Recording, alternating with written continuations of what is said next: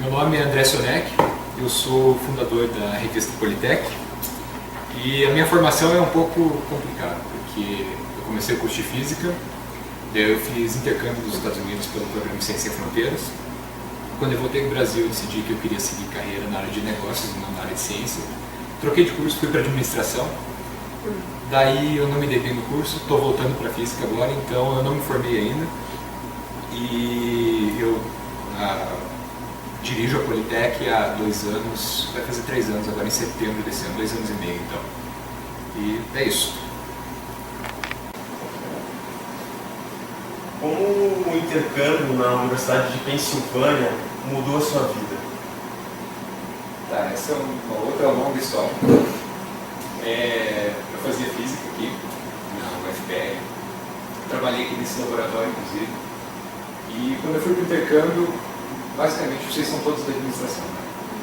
Tá, no curso de Física a gente não vê nada de negócios, nada de administração, nada de nada. A gente está desconectado do mundo real. Assim, você faz conta e acabou. E ainda conta, por exemplo, você tem que calcular uma vaca, você supõe que a vaca é esférica. Para dar certo, porque senão não funciona. E quando eu fui para o intercâmbio, eu tive a oportunidade de no intercâmbio fazer uma matéria de empreendedorismo para engenharia.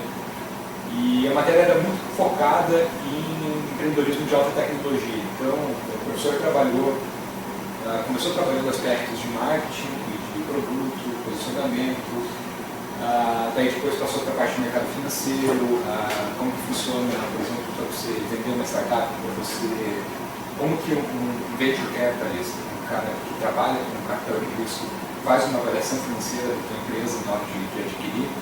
A parte de liderança, então foi bem completo o curso, assim, de propriedade intelectual, e isso, de certa forma, me desconectou da física aqui, que eu calculava vaca esférica, e passei a pensar, poxa, será que eu não posso fazer uma vaca esférica aplicada ao mundo real, ou alguma coisa assim?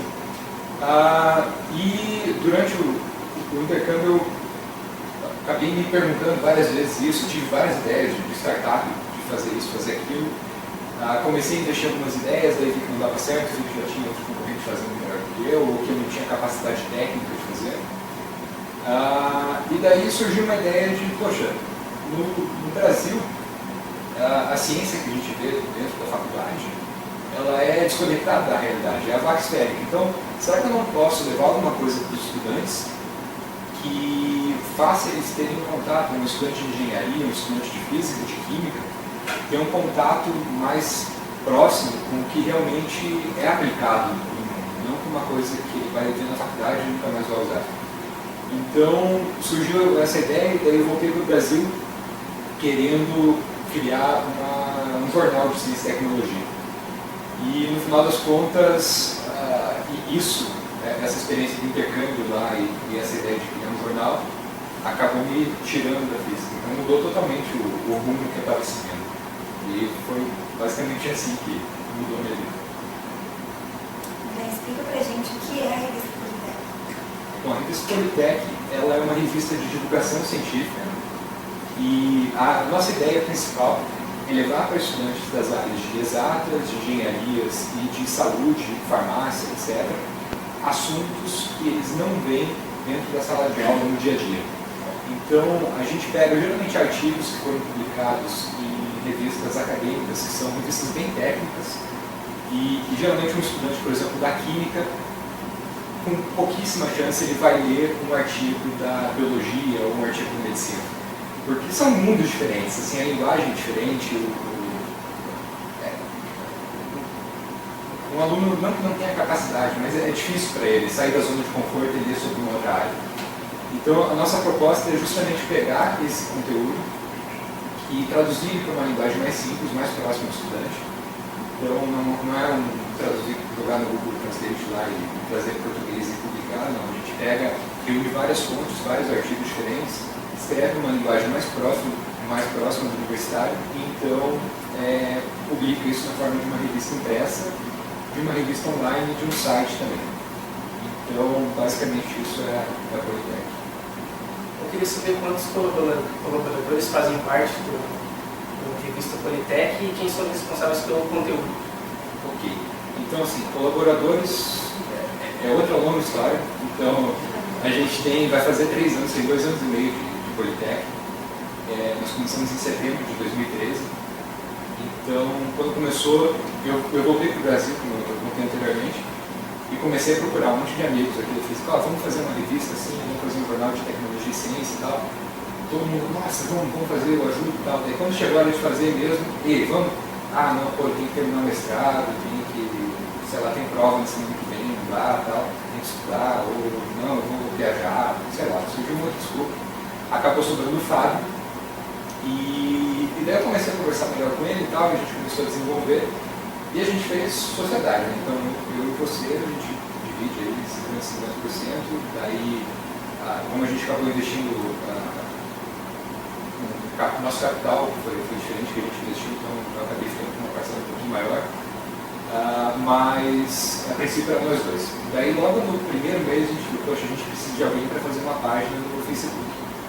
Daí tinha uma outra colega, a Raiza, também trabalhou aqui nesse laboratório, e a gente chegou e convidou a Raiza, você não quer trabalhar com a parte de conteúdo com a gente, cuidar da nossa página no Facebook, a gente sabe que você escreve, você gosta de trabalhar na revisão de tese, revisão de dissertação, então você não quer trabalhar com a gente nessa parte, então a gente paga aí, sei lá, tem condições de pagar R$800 por mês. Ela tá, beleza, a gente só pagou o primeiro mês para ela, depois não teve mais dinheiro para pagar. Mas daí, então, recentemente agora, fazendo 1 ano mais ou menos, ela virou sócia também, já firmou o contrato social, ela entrou como sócia da empresa. E ainda estamos nessa estrutura de 3 pessoas só. A Raiza é hoje responsável pelo conteúdo da revista, então ela é diretora de redação, ela decide o que vai entrar, decide os temas, qual vai ser a capa. E a gente quer crescer, tem expectativa de contratar mais gente, mas primeiro precisa vir o lado financeiro. A gente teve contato na internet numa entrevista, uma palestra que você participou pela TEDx. Lá você comentou que no início era muito complicado fazer a revista expandir porque as pessoas gostariam da revista, mas elas queriam sem custo. Vocês tinham essa dificuldade para produzir. Hoje, com a disponibilidade que vocês têm, digital, impressa e por assinatura, qual desses meios é o que vocês mais têm sucesso hoje? Eu acho que o impresso ainda é o que tem mais sucesso. Tanto da parte comercial, da parte financeira. O impresso é o que dá dinheiro pra gente vende anúncio na revista, consegue dinheiro com isso. Mas ao mesmo tempo é o que dá mais gasto. Então, botando o jogo aberto, assim, a gente tem um faturamento por edição aí de 16 a 18 mil reais. Para imprimir a gente gasta 6 mil. Para enviar a gente gasta mais 3, 4 mil, e a gente tem mais despesa com computador, mais despesa com manutenção do website, tudo. No final das contas, a revista impressa acaba comendo uma parcela muito grande do nosso faturamento. E o pior é que imposto, então, a gente paga 6% de imposto, a gente vende a 15 mil, 6% de 15 mil tem que entregar para a Dilma. Enfim, então, é muito caro fazer uma revista impressa e a gente já percebeu que a gente precisa ou arranjar outras maneiras de conseguir dinheiro, tanto para conseguir enviar para mais universidades, quanto para ter uma segurança financeira. Porque um anunciante que está hoje na revista, nessa edição, não tenho certeza se ele estará na próxima edição também. Então, isso impossibilita que eu diga, olha, eu vou começar a mandar para a revista para 150 universidades hoje. Atualmente a gente está mandando para 80. Então, eu não posso fazer isso porque eu não tenho certeza se vou ter dinheiro para pagar o frete para todo mundo. Então, recentemente, a gente começou agora a vender exemplares para quem quiser receber a revista em casa. Então, a pessoa paga R$ 8 e recebe a revista com frete incluso a cada 2 meses. A gente continua distribuindo de graça nas universidades, só que agora a gente está focando em centros acadêmicos, diretório acadêmico, e como o centro acadêmico leva uma vantagem com isso, porque ele, de certa forma, é o responsável pela distribuição, então ele ganha uma certa fama dentro da universidade, ele pode colocar um panfleto dele, alguma coisa dentro, pode usar. Então a gente começou a cobrar 50% do frete desses distribuidores também. Então isso, de certa forma, já dá um alívio financeiro. E a impressa é que continua tendo mais sucesso ainda, porque a gente distribui, a gente fica em 10 mil exemplares, eu estou fazendo todos esses exemplares, não sobra nada. E na revista, e eu tenho uma lista de espera ainda de universidades para receber os exemplares impressos, que a gente não consegue mudar ainda. E já na revista online, apesar de a gente divulgar e tudo mais, eu tenho em média 3 mil acessos por edição. Então, só na revista impressa eu tenho 3 vezes mais visualização. Outra característica que eu penso assim é que na internet você não está muito no clima para ler um assunto mais sério, um assunto mais denso. Então, dentro da sala de aula, você chegou na universidade, passou no centro acadêmico, pegou uma revista, chega na sala, você já faz mais parte do ambiente, sabe? Você lê uma notícia assim. Então, basicamente essa é a nossa aposta, é por isso que a gente dá uma prioridade maior para o impresso também. Tanto pela parte financeira, que a gente separa hoje o impresso do mais dinheiro, e é o que dá mais resultado para os leitores também. Queríamos saber qual a tiragem atual da revista, a atual edição da revista eletrônica e da impressa. Então, hoje a gente está na 15ª edição. São publicada uma edição a cada 2 meses e são impressos 10 mil exemplares que a gente envia para 80 universidades do Brasil inteiro, incluindo aqui em Curitiba, onde a gente distribui aqui em Curitiba mais ou menos 4 mil exemplares e 6 mil são enviados para as outras universidades. E acho que é isso. Foi difícil no começo, arranjar investidores, acionistas, que acreditassem no seu bem? Até hoje é difícil a gente arranjar. Então, assim, os acionistas no começo fui eu e foi o Fábio. Então, eu vendi meu carro para começar isso e o Fábio tinha uma grana guardada na poupança e investiu também. Quando chegou na 4ª edição, a gente estava sem dinheiro, estava falido. Se a gente não arranjasse alguém, algum anunciante, a gente não ia continuar, ia parar. E na 4ª edição a gente conseguiu um anunciante, a Latina Austrália, e eles basicamente deram um alívio. Pelo menos a gente parou de gastar para imprimir. Então, de lá para cá a situação melhorou bastante, a gente já está tendo efetivamente um certo lucro em cada edição, mas ainda fica quase no 0 a 0. Sabe? Então, investidores mesmo, a gente não arranjou nenhum, e ainda existe uma cultura entre os investidores principalmente. Não criticando isso, eu entendo que o negócio talvez não se encaixe nisso, mas assim, investidor aqui no Brasil está atrás de aplicativo, de negócio digital e de negócio que ele não precisa investir muito dinheiro. Então, é uma cabeça diferente, porque aqui, basicamente, o cara vai ver, você está fazendo uma revista impressa e tal, qual que vai ser a minha saída? Tipo, como que eu vou conseguir depois recuperar o meu investimento? Eu, como empresário, como dono da revista, não vejo uma saída para ele, entendeu? Então, ele ia botar o dinheiro aqui para perder o dinheiro. Mas, basicamente, a nossa aposta, então, não foi para investidores privados, assim, mas foi para instituições ou o próprio governo conseguir dinheiro com essas outras fontes, assim, como fundações, etc. Só que, da mesma forma, a conversa é muito difícil, geralmente funciona num esquema meio que de apadrinhamento, sabe? Então, o fulano de tal conhece, recomenda tal, e aí funciona.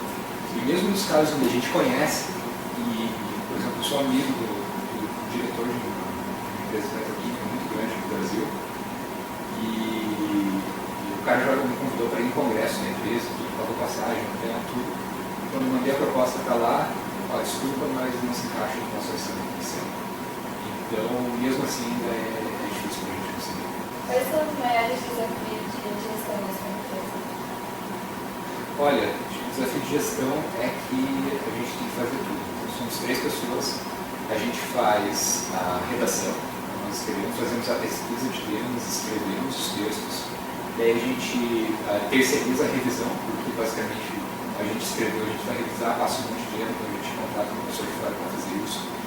Daí a diagramação, que é basicamente colocar o texto no formato da revista e tal, e deixar ele com um aspecto mais bonito, assim, que fica um quadradão, a gente também faz. A parte comercial, ligar atrás de um anunciante, vender, manter esse relacionamento, por exemplo, tem um anunciante que tem um contrato com a gente, vai anunciar por 6 edições. Então, manter relacionamento, fazer a parte de cobrança, mandar o cara atrasou o pagamento, porque ele atrasou, liga lá. Enfim, toda essa parte cabe a nós, a 3 pessoas só. Então, de certa forma, essa é a nossa maior dificuldade. A gente não tem dificuldade de gestão de pessoas ainda, porque basicamente nós 3, eu e o Fábio, a gente se dá super bem. Então, o que sobra mesmo é a dificuldade do dia a dia. E algumas coisas assim a gente pensou em terceirizar, por exemplo, a diagramação, para fazer o layout da revista, então é um negócio que demora um tempão, eu faço mais ou menos uma semana fazendo isso. Então, pessoal, vamos terceirizar. A gente foi ver o pessoal só para fazer R$3.000 por revista, por edição. Então, fora de questão, a gente tem que fazer um dia quando a gente pensa em outra alternativa. E quais são a meta, né, de vocês para a revista Politécnica para os próximos anos? Então, a gente quer continuar com a revista impressa, mas a nossa ideia é migrar um pouco mais para o digital, justamente por essa questão de reduzir custos. Então, eu não vou te falar que a gente quer estar distribuindo 52 exemplares, porque não, eu sei que é impossível. Mas, se a gente conseguir atrair mais gente para o digital, por exemplo, um canal no YouTube que a gente iniciou recentemente, com a nossa página no Facebook, acessos no site, então talvez a gente consiga monetizar o negócio na frente digital também e depender um pouco menos do impresso. Então a nossa perspectiva é justamente essa, é ir para o digital, mas sem abandonar o impresso, porque é basicamente o nosso cartão de visita, é o que faz a Politec ser a Politec. No ranking de 2015 das melhores universidades do mundo, nós temos 8 universidades americanas e a melhor universidade brasileira colocada está além do 100º lugar. Com base nessa tua experiência universitária nos Estados Unidos e aqui no Brasil, o que você diria que são as diferenças fundamentais entre a universidade americana e a universidade brasileira e também as diferenças fundamentais entre o universitário americano e o universitário brasileiro? A universidade em si não tem muita diferença. Tirando a infraestrutura do Brasil comparado com os Estados Unidos é ridícula a diferença. Mas em termos de aula, de conteúdo que você aprende na universidade, é muito parecido. O engenheiro elétrico formado aqui no Brasil é exatamente o engenheiro elétrico igual, tem a mesma formação do engenheiro elétrico formado nos Estados Unidos ou numa universidade dessas de ponta. Eu acho que a grande diferença está, primeiro, na disponibilidade de disciplinas optativas ou disciplinas que são complementares ao currículo obrigatório. Então, nos Estados Unidos, cada estudante acaba saindo com um currículo ligeiramente diferente do outro. Então, não saem dois alunos iguais, porque cada um assistiu matérias diferentes, se especializou um pouco numa área. E isso é muito bom tanto para ele, que ele estuda o que gosta, e isso influencia diretamente nas notas dele, no desempenho que ele vai ter na faculdade, quanto no próprio mercado de trabalho, que vai poder ir lá e catar um profissional que já está adequado ou já entende um pouco mais daquela área que ele precisa. Então, basicamente, essa é a diferença da universidade que eu enxergo principalmente. Com relação aos alunos, eu percebi que o aluno brasileiro ele é muito mais devagar, assim, que o aluno americano. O aluno americano é muito proativo e autodidata. Então ele busca ir atrás de conteúdos por conta própria. Então, por exemplo, uma revista que nem essa lá não faria sentido. Porque basicamente o que está aqui, o cara de alguma forma já viu fora da sala de aula, entende? E aqui no Brasil, a ideia foi justamente criar isso, essa revista, para poder levar esse conteúdo até o aluno, porque o aluno tem uma posição mais passiva de ficar esperando as coisas chegarem até ele, não de ir atrás do conteúdo, ir atrás do que ele precisa. Então, eu acho que essas são as duas principais diferenças, tanto na universidade quanto nos alunos. Eu queria saber a importância que você dá de uma universidade sobre o técnico. Como assim? A importância de uma universidade ter acesso à leitura. Tá, eu acho que eu posso te dar alguns exemplos do que a gente já viu, as pessoas que recebem falando pra gente. Deixa eu ver, tem um pessoal na Universidade Federal da Fronteira Sul, que fica em Chapecó, que eles são uma empresa júnior de Fronteira Tech, é o nome da empresa. Eu não lembro o curso de direito, mas é relacionado à informática ou análise de sistemas, acho que é. Então, o pessoal de lá falou que depois que eles começaram a receber revista, tanto a empresa júnior ganha mais destaque dentro da universidade, quanto eles começaram a ver gente discutindo assuntos da revista no corredor. Eles estão discutindo coisas aleatórias. Então, falando, por exemplo, sobre água, sobre combustíveis. Então, de certa forma, a gente vê que a revista tem um efeito dentro das universidades. Um outro exemplo, esse é um depoimento que a gente recebeu no YouTube, se não me engano. Uma aluna da PUC, aqui do Paraná, que ela faz engenharia da computação. Logo nas primeiras edições, acho que foi a terceira ou a quarta, a gente publicou um artigo sobre redes neurais, que é basicamente um sistema de inteligência artificial. E ela comentou assim, olha, eu recebi a revista na PUC hoje, eu li o artigo sobre redes neurais, gostei bastante, é da área que eu estudo, e eu cheguei na sala e o professor também estava com a revista. E ele começou a aula falando sobre o artigo na revista. E basicamente, se a revista de vocês não tivesse ali, eu não teria essa aula que eu tive hoje, que foi legal. Então, a gente percebe isso. Outro exemplo é um professor aqui da UFPR, que esse artigo também sobre redes neurais, ele falou que ele leu o artigo, teve uma ideia e, na verdade, ele tinha uma ideia que estava meio adormecida, assim, será que eu não posso fazer isso aqui, estudar essa área? Ele leu o artigo e falou, poxa, já tem gente fazendo, eu posso fazer também. E daí ele se juntou com um lógico, o Milton da Costa, que dá aula na Federal de Santa Catarina, e os dois se juntaram e desenvolveram um tipo novo de lógica para programação e publicaram um artigo. Então, a gente vê assim, tanto que fazendo a diferença na vida do aluno, dentro de sala de aula, na vida de quem distribui, quanto do professor, do pesquisador. Então, de certa forma, é um trabalho que está dando resultado, a gente fica super feliz com isso. Assim, o slogan vai além da sala de aula é justamente por causa da missão que eu conversei com vocês, que é de levar um conteúdo que o aluno não vê dentro da sala de aula. Então, a gente começou, na verdade, ali embaixo escrito, não era vai além de sala de aula, era a revista de tecnologia e ciência.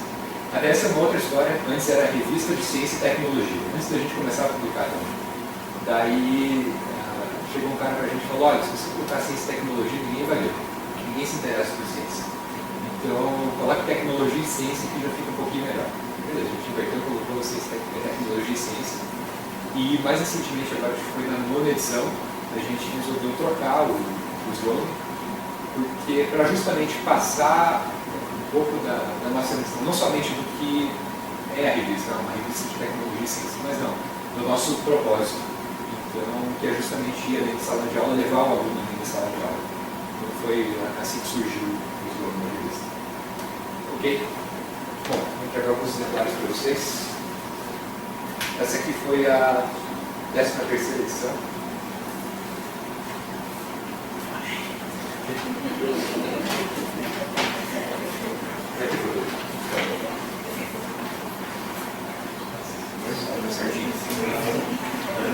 Essa aqui eu tenho um pouquinho menos, essa aqui foi a 14ª, saiu no ano passado. E a 15ª edição que saiu semana passada, eu tinha ela aqui, mas o meu estoque aqui no laboratório acabou. A gente sempre publica um artigo em inglês também. Não necessariamente. As soluções para ela, que ela vai tratando essa abordagem central. Basicamente, a ciência no mundo a ciência não é feita em português. Então, o inglês é a língua, digamos assim, universal da ciência. Então a gente publica um artigo em inglês sempre para estimular os estudantes também a lerem nessa língua. Pelo menos ler, né? Não precisa necessariamente falar. E nessa última edição agora, a 15ª, a gente publicou um artigo em espanhol também, para variar. Mas essa é a ideia. Quantos anúncios vocês têm, por exemplo? Existe um número fixo? Sim, não, depende de quanto conseguir. Depende do que eu consigo. Então tem edições que eu consigo 3 anúncios de página inteira. E esses 2 aqui de meia página, que são a Identifique e a Tecnicópias, que está um pouquinho mais pra frente aqui, a gente tem conseguido eles quase desde o começo da revista. Então a Tecnicópias e a Identifique. Então eles é quase certeza que toda edição eu tenho. Os de capa já varia um pouco. Então, por exemplo, nesse aqui eu consegui um anúncio com a Ambev, mas foi essa vez só e nunca mais. Agora, mais recentemente, a gente conseguiu fechar um contrato com a Refique, que também foi um anúncio só. Com a Avel, agora a gente tem um contrato, então toda edição vai ser um anúncio deles. Com a Consol também. E com a Latino Austrália também. Então eu tenho 3 anúncios confirmados de página inteira e 2 de metade. Tecnicópias é só anúncio ou é parceira? Ela que faz a impressão? Não, é só anúncio. Porque Tecnicópias é impressão digital, eles fazem mais... banner, plotagem. Banner, plotagem, uma impressão com impressora meio que comum. Então isso aqui impressa no offset, um processo de produção bem diferente, que reduz muito o custo se você faz em um volume grande. Então se eu quisesse imprimir 10 revistas, eu ia na Tecnicópias. Eu ia pagar lá R$10 por revista. Aí, como eu imprimo 10 mil revistas, eu faço no offset, daí sai 60 centavos. André, que dica você daria para os alunos que estão entrando agora na faculdade? Olha, principalmente para não ficar preso ao conteúdo que o professor passa na sala de aula. A universidade não é um lugar para você chegar na sala, abrir a cabeça, o professor enfia um monte de coisa lá, se fecha, vai para casa e depois... Enfim, não é assim que funciona. Eu acho que você tem que ir atrás do conteúdo proativamente, tem que buscar estudar por conta, buscar coisas que te interessam. Eventualmente vai ter um monte de coisas que você vai estudar que você não gosta, não te interessa, você acha um saco, mas faz parte, né? Mas, assim, o que você gosta, acho que tem que ir atrás, porque é o que, de certa forma, vai te dar um futuro. E, mais uma coisa, eu acho que qualquer experiência conta, sabe? Quando eu... Deixa eu ver como eu explico isso. Quando eu entrei na faculdade, eu gostava muito de escrever, eu participava de uma oficina de literatura. Antes de eu entrar na faculdade, eu tinha trabalhado como...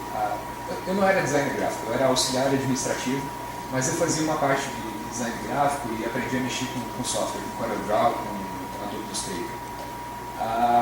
E daí eu entrei na faculdade, eu aprendi física e depois eu fui para o intercâmbio e aprendi empreendedorismo. Então eu acabei juntando essas 4 coisas, gostar de escrever, design, empreendedorismo e física, e saiu a Politécnica. Então, de certa forma, o que você gosta, o que te faz bem pode acabar guiando o teu futuro profissional também.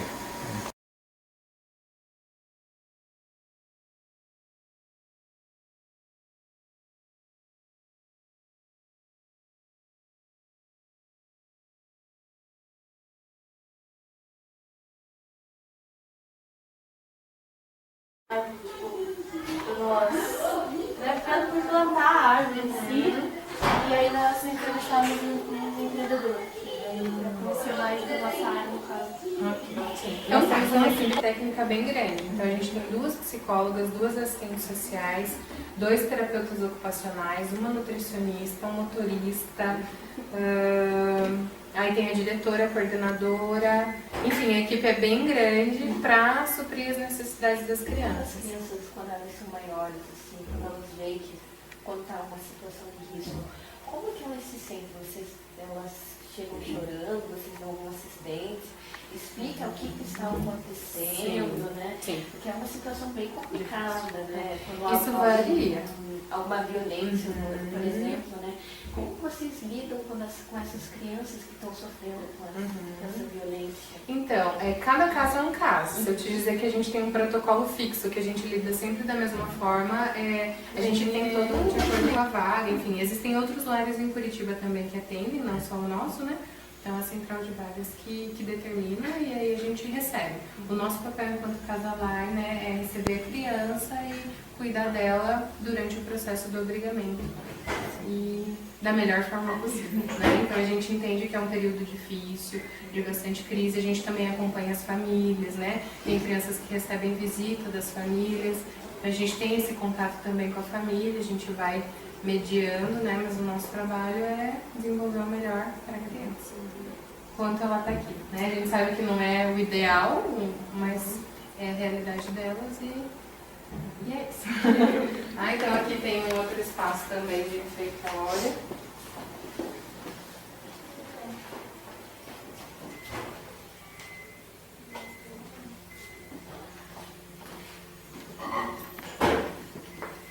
Vocês recebem só crianças brasileiras? Recebem algum? A gente já teve uma haitiana. Então, como eu disse, a forma que eles vêm, quem vem, varia de acordo com a central de vagas para vir, né? Não é algo que a gente define, mas a gente recebe, né? Estando aqui.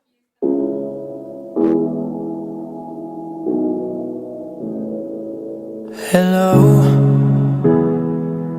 it's me.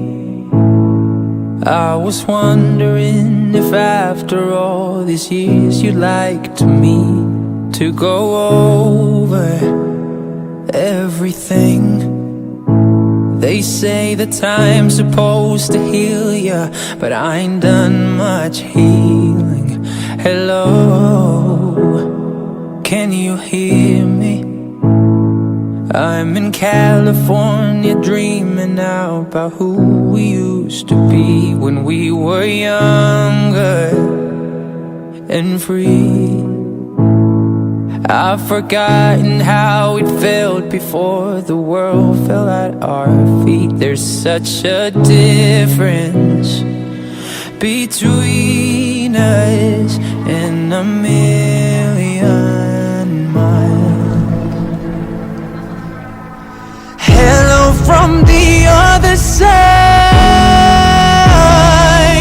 I must have called 1,000 times to tell you I'm sorry for everything that I've done, but when I call you, never seem to be home. Hello from the outside. At least I can say that I've tried to tell you I'm sorry for breaking your heart, but it don't matter, clearly doesn't tear you apart anymore.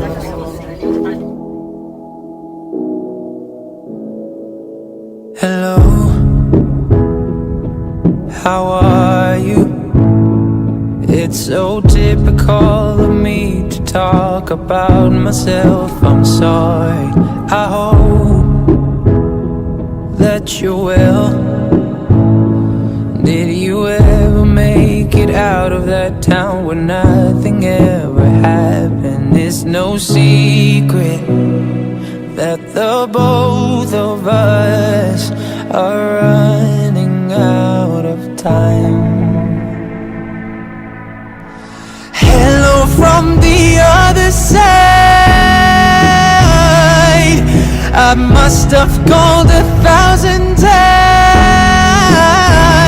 to tell you I'm sorry for everything that I've done, but when I call you, never seem to be home. Hello from the outside. At least I can say that I've tried to tell you I'm sorry for breaking your heart, but it don't matter, doesn't tear you apart anymore.